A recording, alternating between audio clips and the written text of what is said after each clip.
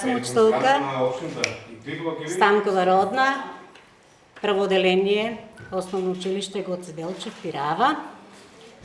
И оваа година ни дојдоа новите првачиња, еве ги кај нас.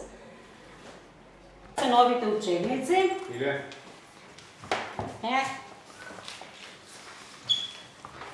Еве ги, ќе си ги разгледате, ќе ви ги постават мајките дома и ќе си ги користиме ние.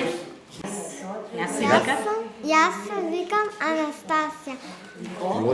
И одам во прво оделение. Јас сум Вероника Стојанова и одам во прво оделение. Јас сум Драгана Донева и одам во прво оделение. Гурев Илија Одам? во прво оделение. Се викам Симона Джонова и одам во прво оделение.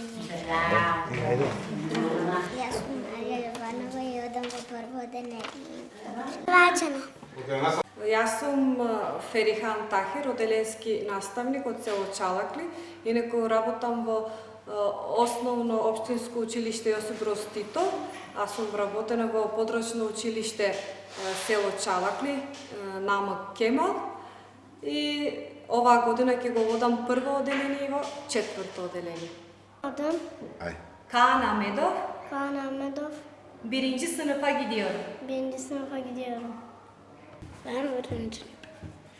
Benim adım, haydi, Ramazan Murat. Muradov, birinci sınıfa gidiyorum. Birinci sınıfa gidiyorum. Bravo. Adım Pavuş. Birinci sınıfa gidiyorum. Birinci sınıfa gidiyorum. Bravo. Haydi Mert. İsmini söyle Mert. Var. Benim adım Mert'ti. Benim adım Mert. Birinci sınıfa gidiyorum. Birinci sınıfa gidiyorum ben. Bravo. Soracağım renkleri bakalım.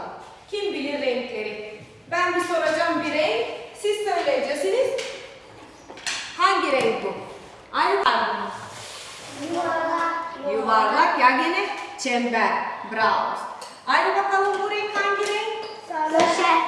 Sarı. Bravo. Aşekli? Göşe. Kare.